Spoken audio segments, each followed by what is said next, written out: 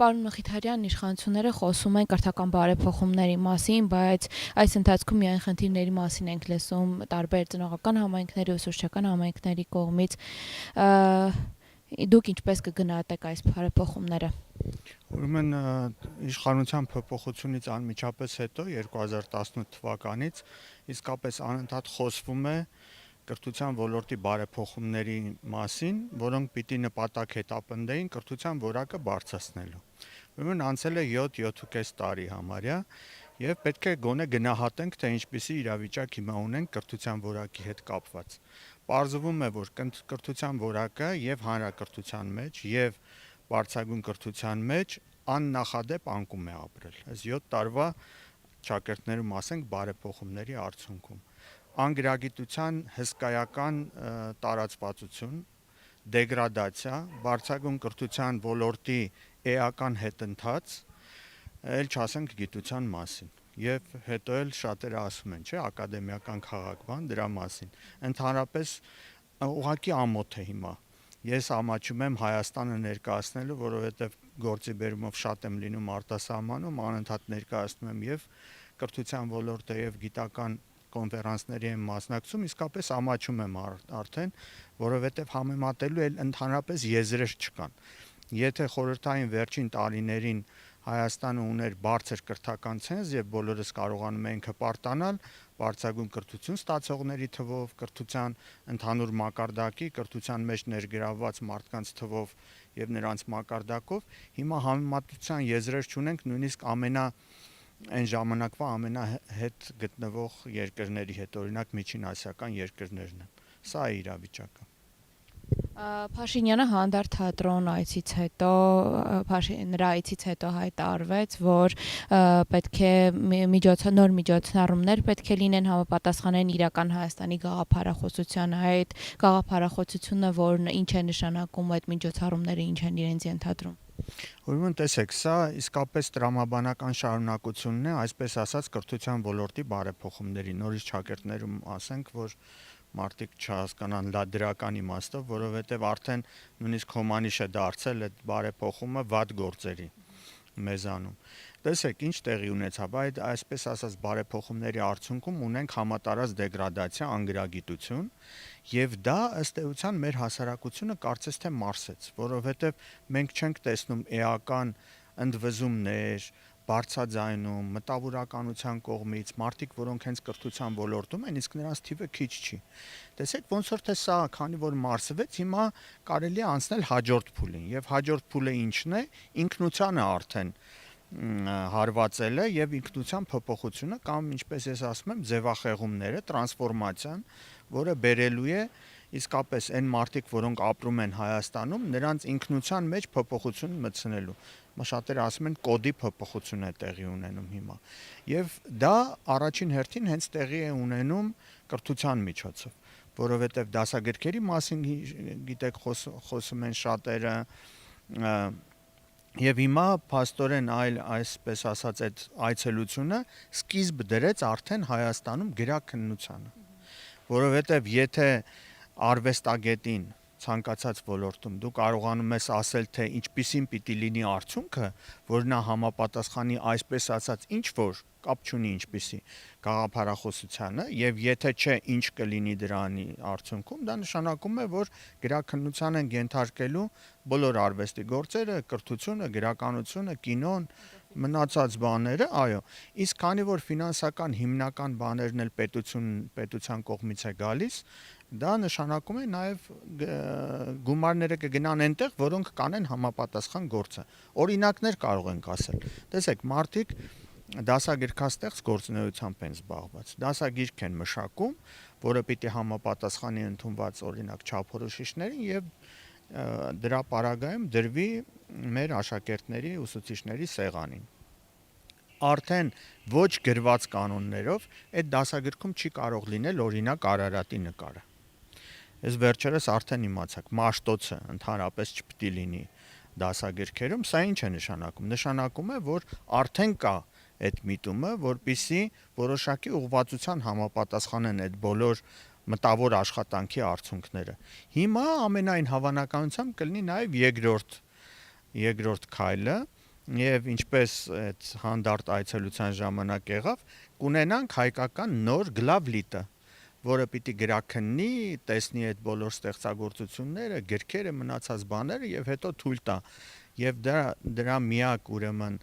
ձևը համապատասխանության կլինի, այսպես ասած, իրական Հայաստանի գաղափարախոսությանը համապատասխանել։ Մաշտոցի նկարի հետ կապված այդ աղմուկին նախարարը պատասխանել էր, որ կարող են օրինակ QR-ով բացել եւ նկարը տեսնել։ Մյուս կողմից օրինակ եթե ուսումնասիրենք տարական դպրոցի դասագրքերը, նոր չափորոշիչով ստեղծված, օրինակ այդտեղ բացակայում է էպոսը, նման օրինակ շատ դեպքեր կարող ենք հիշել։ Արդյոք այս ամենը չափազանցված է այս ամեն ինչի նշանակությունը, թե իսկապես միտումնավոր արված ինչ որ գործողություններ են ու որն է բուն նպատակը։ Գիտեք, սկզբից երբ որ խոսք էր գնում այսպես ասած ինչ որ մոդեռնիզացիայի, դասագրքերի կամ կրթության ոլորտի, ես մտածում էի, որ գուցե այդ քողի տակ մարդիկ դեռևս այդքան հմտություններ, գիտելիքներ չունեն եւ գուցե ժամանակի ընթացքում դրանք ձեռք բերեն եւ կարողանան այդ ուղղությամբ ինչ որ աշխատանքներ տանել լավարկելու ուղղությամբ։ Բայց հիմա տեսնում ենք, որ բնավ այդ միտումը չկա եւ սա գիտեք, նույնիսկ այնքան անմիտ ձևով է կազմակերպվում, որ հստակ երևում է, որ դա ուղղակի թելադրանք է։ Եվ այդ թելադրանքը գալիս է ոչ թե Հայաստանի ներսից, այլ Հայաստանից դրսից։ Եվ ուղիղ կարելի ասել, դա Անկարայի եւ Բաքվի թելադրանքն է, որը ենթադրում է կրթության միջոցով, արվեստի գրականության միջոցով, բոլոր հնարավոր ձևերով, ուղղակի հայի ինքնությունը ձևափոխել կամ ջնջել այն ինչ որ կա, որովհետեւ մենք որպես ազգային պետություն հիմքում ունենք որոշակի գաղափարական հիմքեր, որի վրա կանգնած ենք եւ դրանով տարբերվում ենք մյուսներից։ Եվ եթե այդ կանգնած մեր գաղափարական արժեքները մենք փոխում ենք կամ ջնջում ենք ընդհանրապես, այդ ժամանակ կստացվի, որ մենք հլու հնազանդ ընդունում ենք այն, ինչ որ դրսից թելադրվում է։ Դա նշանակում է, որ որևէ դիմադրություն չի կարելի ցույց տալ ինքնության ոչնչացմանը, եւ դա մենք տեսնում ենք արդեն մեր իրականության մեջ։ Այս է իրական Հայաստանը, որտեղ չկան ազգային արժեքներ եւ ազգային գաղափարներ։ Այսպիսի մի մեկնաբանություն էլ եղել, որ երբ նոր դասագրքերը գնում են դպրոցներ, ուսուցիչները կարող են ուսումնասիրել, իրենց մեկնաբանությունը թողնել այդ դասագրքերի հետ կապված եւ շատ ուսուցիչներ ասում են, որ մենք այո մեկնաբանել ենք, մեր բացասական կարծիքը եւս արտահայտել ենք, բայց տարին փոխվում է, նոր տարի է գալիս ուսումնական եւ արդյունքում որևէ բան չի փոխվում, նոր դասագրքերով շարունակում ենք դասավանդել։ Այս սա եւս մի հերթական ձևական այսպես որոշում է թղթի վրա գրված, հա, կարծես թե։ Այո, իսկապես դա այդպես է։ Տեսեք, այդ նորմալ երկրներում դասագիրքը ստեղծվում է տարիների, տասնամյակի ընթացքում, որովհետև մասնագետները նախ մշակում են այն ուղենիշները, որոնց պիտի համապատասխանի, դա համաձայնեցվում են մասնագետների հետ, դրանից հետո դասագիրքը գրվում է, փորձարկման ընթացքում որոշակի առաջարկներ են հաշվի առնվում, վերամշակվում է դասագիրքը, հաստատվում է համապատասխան լիազոր մարմնի կողմից եւ նոր դրվում է աշակերտի սեղանին։ Սա նորից եմ ասում, տարիների, ուրեմն, եթե ուզում ենք նորմալ բան վերջում ստանալ, տարիների աշխատանք է պահանջում։ Հայաստանում ինչ ունենք, կարելի է օրինակ տարվա սկզբին հայտարարել դասագրքի մասին եւ 3-4 ամիս հետո այդ դասագիրքը պատրաստ լինի, ուղարկեն տպագրության, որպեսզի սեպտեմբերին մտնի դպրոց։ Այսպես դասագրքեր կյանքում չի կարելի ստեղծել, հասկանում եք, որովհետեւ դուք գիտեք դասագիրք այ բոլորս եղել ենք դպրոցում եւ գիտենք թե դա ինչպիսի մոգական ազդեցություն է ունենում յուրաքանչյուր երեխայի վրա, հատկապես այն դասագրքերը, որ Այբենարանն է կամ պատմությունն է, գրականությունը, մնացած բաները, որ մեր ինքնության հետ կապված ուղիղ առնչություններ ունեն։ Եվ այդ դասագրքերը այդքան կարճ ժամանակում ստեղծել, դնել, ընդ որում որևէ տրամաբանական կապ չունեն այդ դասագրքերը մեկը մյուսի հետ, մի դասարանի նույն առարկան մյուս դասարանի առարկային ընդհանրապես կապ չունեն եւ ստացվում է մի քաոսային իրավիճակ, որտեղ որևէ մեկը եթե կապ չես կարողանում գտնել տրամաբանական, ստացվում է, որ ինչ էլ անես, լավ կլինի, էլի։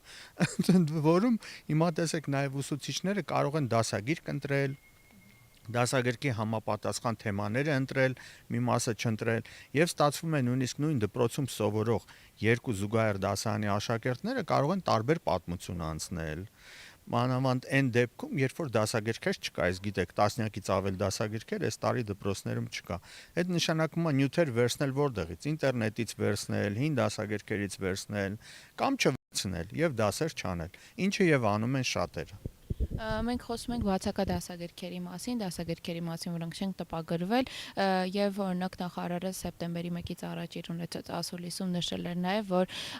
դասագրքեր չեն տպագրվում նաեւ, որովհետեւ օրինակ չկան մասնագետներ, ովքեր կկարողանան այն որակյալ դասագիրքը ապահովեն, որը ցանկանում են։ Այս անկյունից նաեւ խնդիր չի այդ մասնագետների բացակայությունը, ինչու օրինակ մեր երկրում չկան համապատասխան մասնագետներ կամ գուցե կան, չեն ներառվում, ինչու չեն ներառվում։ Մասնագետներ կան իհարկե, բայց մի պատմություն պատմեմ եւ բոլորին պարզ կդառնա, թե ինչ են լինում այդ մասնագետները։ Ուրեմն անցյալ տարի 10-րդ դասարանի պատմության դասագրքի պատմությունը։ Ուրեմն դիմեց մի խումբ։ Խմբում ընդգրկված էր Գիտությունների ակադեմիայի Պատմության ինստիտուտի հեղինակավոր մասնագետներ, Երևանի Պետական համալսարանի հայոց պատմության ամբիոնի հեղինակավոր մասնագետներ։ Երևի ամենամասնագիտական առումով ամենաբարձր մակարդակ ունեցող խումբը։ Նրանք գրեցին 10-րդ դասարանի դասագիրքը հայոց պատմության, ընդ որում միակ խումբն էր, նորից ասեմ։ Գնաց նախարարություն եւ չհաստատվեց այդ դասագիրքը շակերտներում, որովհետև չէր համապատասխանում, այսպես ասած, չափորոշիչներին։ Այս տարի նորից հայտարարվեց այդ դասագրքի մրցույթը, բայց այն խումբը, որի մասին քիչ առաջ ասացի, ուղղակի չդիմեց։ Ինչու չդիմեց? Որովհետև արդեն պիտի պատմության դասագրքի վերնագիրը, անունը լիներ ոչ թե հայոց պատմություն, այլ Հայաստանի պատմություն։ Իսկ նորմալ մասնագետը չի կարող հանդուրժել նման մոտեցում, հասկանում եք, ասենք դու ով ես, որ թելադրես ակադեմիկոսին, ամբիոնի վարիչին հայոց պատմության, թե ինչպիսին պիտի լինի պատմությունը արդեն վերնագրում։ Ինչ որ մեկի քմահաճույքի պատճառով եւ ոչ ոք չդիմեց։ Մասնագետները փաստորեն կան, բայց նրանք չեն դիմում, որովհետեւ կա սահմանափակում, որը մասնագիտական շրջանակներին շատ է սահմանափակում եւ չի կարելի Հայաստանի պատմությունը գրել։ Եվ դրա համար մենք ինչ ունենք, հիմա 11-րդ դասարանցիները չունեն դասագիրք։ Չունեն, բայց միևնույն ժամանակ նաև օրինակ ինչպես քիչ առաջ ասացինք, ընդունելության քննությունների ժամանակ որոշակի հարցեր կա։ Եվ ծնողները ինչ պիտի անեն, ստիպված պիտի կրկնուսույցի մոտ տանեն այդ երեխաներին, որպեսզի գոնե ինչ-որ բան սովորեն, ուսուցիչները ինչ պիտի անեն, գոնե ինչ-որ նյութեր փորձեն գտնել հին դասագրքերից, չնայած դա արգելվում է, ասեմ, եւ նրանք գաղտնի են անում։ Ի պատիվ նրանց ես ուզում եմ ասել, հին դասագրքերից հանձնարարություններ են տալիս, որ երեխաները գոնե այդ առումով անգրագետ չմեծանան։ Վերադառնանք դպրոցի արդեն այլ խնդիրների, իսկ պաշտոնական տվյալների 2024 թվականից դպրոցասակ տարիքի 12000 երեխա կրթությունից դուրս է մնացել, ինչպես հայտնաբերել այս երեխաներին, ինչպես կազմակերպել նրանց վերադարձը կրթություն, իրենց կրթության իրավունքի իրացում ինչպես կազմակերպել ու ով է այս խնդրի մեղավորը ոնց որ։ Ուրեմն տեսեք, Հայաստանում գրանցված դպրոցական տարիքի մարդկանց քաղաքացիների թիվը 600,000-ից անցնում է։ Կրթության համակարգում, այսինքն այդ թիվն էլ է փոքր, կրթության համակարգում դրանից շուրջ 110,000 ավելի քիչ մարդկանց տվյալներ ունեն։ Դա նշանակում է, որ Հայաստանում պատկան մարմինները, որոնք կրթության ոլորտից են, հաշվառման ոլորտն են, սոցիալական ոլորտը եւ այլն, իրար հետ ընդհանրապես չեն աշխատում, մեկը մյուսից ընդհանրապես տեղյակ չի եւ 100,000 մեր քաղաքացիներ մենք ուղղակի կորցրել ենք։ Ուղղակի մի բան է հայտնի, որ մոտավորապես 20,000 դպրոցահասակ երեխա դպրոց չի գնում, որոնցից 12,000-ը ձեր նշած ընդհանրապես չի գնացել։ Այսինքն այդ մարդկանց նույնիսկ չգիտեն որտեղ են այդ մարդիկ։ Այդ մարդիկ ծնվել են, հիմա դպրոցահասակ են, բայց կյանքում դպրոց չեն գնացել։ Մյուս 7,000-ը գնացել են, բայց դուրս են մնացել։ Տեսեք ինչպիսի ահարկու, վախենալու թվեր են սա։ Սա նշանակում է, որ ուղղակի պետք է, գիտեք, սա կրթության ոլորտում այսպիսի բան անել, դա հավասար է հանցագործության, այն էլ ծանր հանցագործության։ Եվ ես վստահ եմ, որ կառավարության փոփոխությունից անմիջապես հետո այն մարդիկ, որոնք պատասխանատու են այս ոլորտի համար եւ այդ մարդկանց ապագայի համար,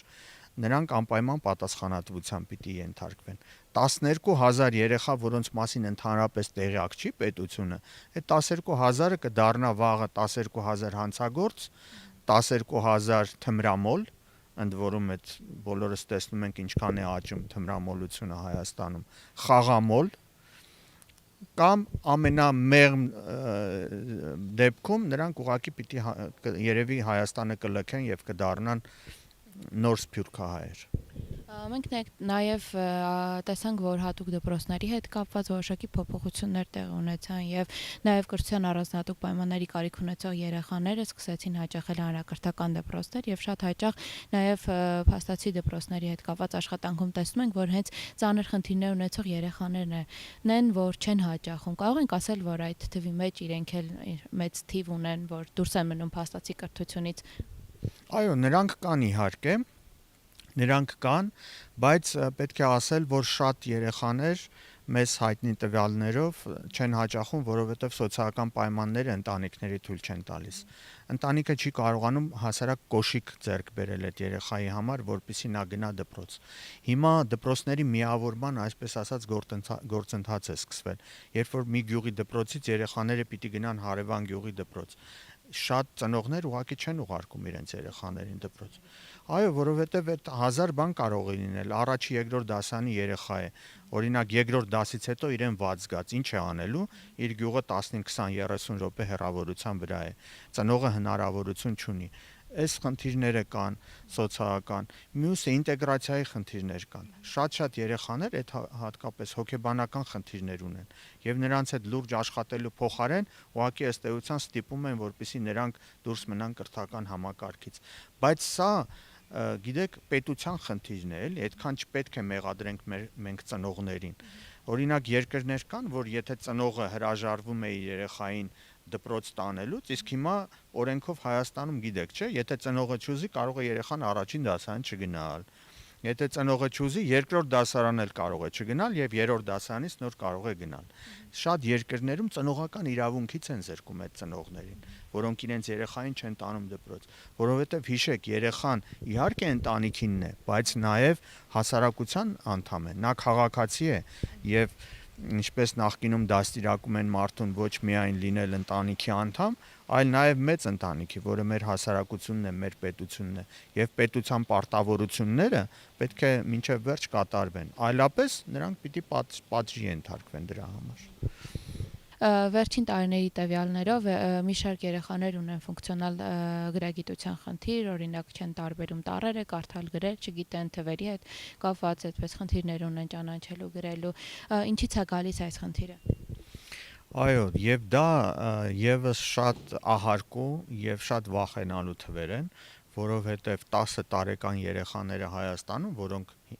տարական դպրոցը ավարտելուց պիտի արդեն անցնեն դեպի միջին դպրոց, այսինքն 4-րդ դասարանն են ավարտում, նրանց մոտ 3-ից 1-ը ունի այդ խնդիրը։ Այսինքն նա եթե նույնիսկ տառերը ճանաչում է, չի կարողանում բառերը կազմել կամ կարդացած տեքստը, նույնիսկ եթե կարողանում է բառերը մի ձև կարդալ, կարդացած տեքստը չի կարողանում վերարտադրել։ Դա նշանակում է չի հասկանում։ Սա 3-ից 1-ը այդ չլսված, նույնիսկ ամենահետամնաց երկրներում այս խնդիրը այդքան խորը արտահայտված չի։ Միայն պետք է նշել, որ նախկին խորհրդային միության երկրներում այդ թիվը մոտավորապես 8% է կազմում։ Հայաստանում մինչև 35% տարբեր հետազոտությունների արդյունքում։ Շատ ավելի վատ է մաթեմատիկական գիտելիքների առումով Հայաստանում, որովհետև 3-ից 2-ը հասարակ մաթեմատիկական թվաբանական գործողություններ այդ տարիքում չի կարողանում անել։ Եվ այս գնալով ավելի խորանում է։ Ուրեմն, եթե համեմատեցինք հարևան երկրների հետ, ինչքան վատ է։ Համեմատում ենք օրինակ սրանից 10 տարի առաջ Հայաստանում իրավիճակի հետ, 2 անգամ վատացել է։ Հասկանում եք, սա ինչից կարող է առաջանալ։ Կարող է առաջանալ այլ այսպես ասած բարեփոխումներից։ Բարեփոխումներ, որոնք ուսուցչին ավելի քիչ են բարձրացնում, քան ոստիկանին կամ, չգիտեմ, ուժային կառույցների ներկայացուցիչներին, որոնք ինչ որ մեկին կարող են պաշտպանել եւ դրա համար պարգևավճարներ ստանալ, A կետից B կետը տեղափոխվելու համար, չէ, հազարավոր ոստիկաններ կարող են ապահովել եւ պետք է բարձր աշխատավարձ ստանան, բայց այդ ոստիկաններին դաստիարակողը նրանցից առնվազն 2 անգամ քիչ աշխատավարձ պետք է ստանա եւ դա ուսուցիչն է։ Ուրեմն կարող է գալ ընդհանուր աղքատության վիճակից, որովհետեւ պաշտոնական տվյալներով, իսկ իրականում ավելի շատ Հայաստանում 4-ից 1-ը աղքատության նվազագույն շեմից էլ ցածր է սոցիալական պայմաններով ապրում, իսկ աղքատ երեխաները, աղքատ ընտանիքների երեխաները երբեք չեն կարող հաջողության հասնել։ Հասկանում եք, որովհետև շատերը մտածում են օրվա հացի մասին, քան թե երեխաների մասին։ Եվ երրորդ բաղադրիչը այդ իրավիճակի դա այն է, որ շատ վաղ տարիքից, ելնելով նորից սոցիալական պայմաններից, երեխաները աշխատում են, որպեսզի կարողանան իրենց ընտանիքին պահել։ Եվ մենք շատ նմանվում ենք սրանից 100-150 տարի առաջվա գրականությունից մեր տեսած շատ ստեղծագործություններ, երբ որ երեխան 7-9 տարեկանից ստիպված աշխատում էր, որպեսզի կարողանար ընտանիքին գոնե մի քիչ օգներ։ Եվ այս ընդհանուր խորապատկերը բերում է հենց այն անգրագիտությանը տարածված, որ հիմա ունենք Հայաստանում։ Մենք նաև ականատես եղանք, որ մի քանի տարի առաջ արդեն սկսվեց գնահատականների այսպես վերացումը դպրոցից, սկզբից սկսվեց տարրական դասարանից, այժմ արդեն միջին դպրոցում այս տարվանից ընթացիկ գնահատում չի իրականացվում։ Ինչպիսի ազդեցություն կարող է սա ունենալ կրթության ոլորտի, երեխաների վերաբերմունքի նկատմամբ կրթությանը ու իրենց առաջադիմության վրա։ Գիտեք ինչ, մեր այսօրվա Հայաստանում իշխանությունը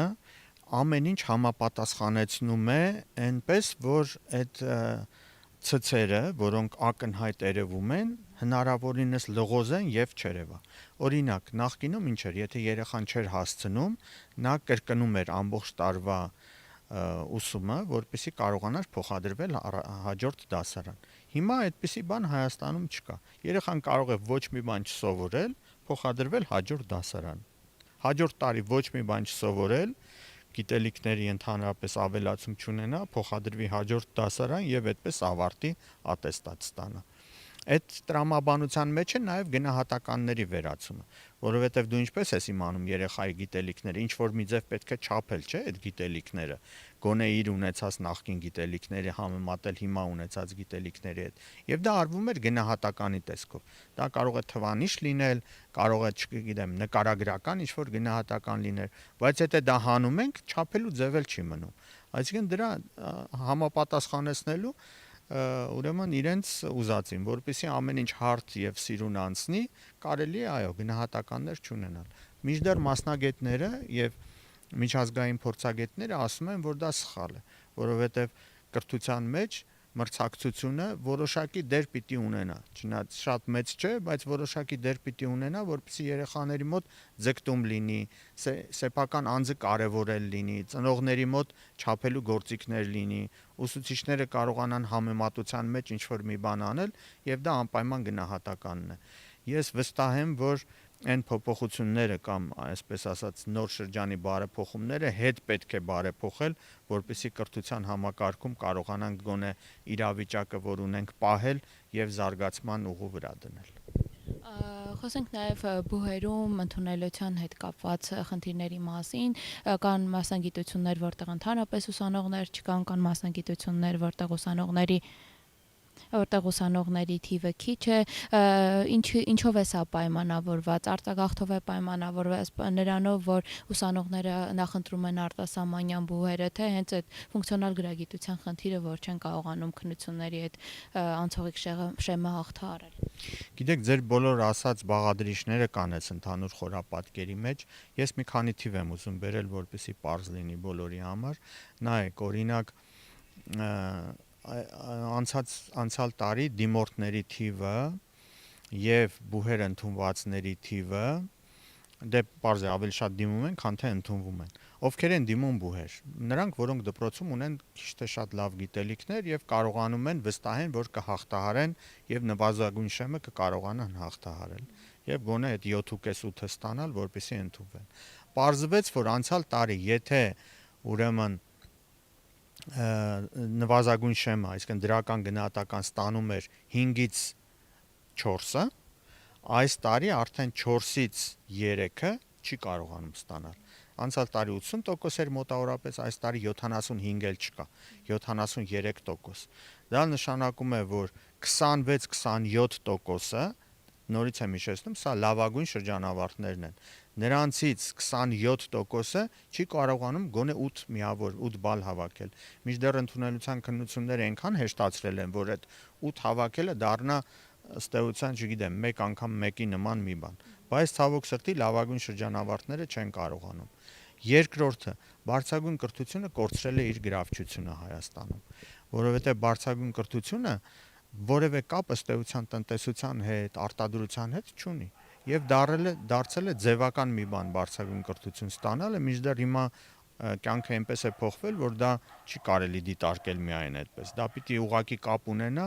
եւ շատ ուղղակի կապ ունենա, այսինքն մարդը ավարտելու ժամանակ արդեն իմանա թե իր մասնագիտությամբ որտեղ է ընդունվելու աշխատանքի ինչ անի։ Բայց գործատուները եկեք տեսեք, որ բողոքում են, որովհետև տվյալ մասնագիտությամբ մասնագետին նրանք վերցնում են բուհը ավարտելուց հետո իրենց մոտ աշխատանքի եւ նրանց խոսքերն եմ ասում։ Մենք ասում է ուրեմն այդ մասնագիտության այբուբենը սովորեցնում ենք այդ օրվանից, երբ որ նրանք սկսում են աշխատել։ Եվ շատերի աչքին այդ 4-6 տարվա կրթությունը, որը Հայաստանի համալսարանները տալիս են, ըստ էության զրոյանում է եւ շատերը մտածում են ինչի համար կորցնենք այդքան ժամանակ, կարելի է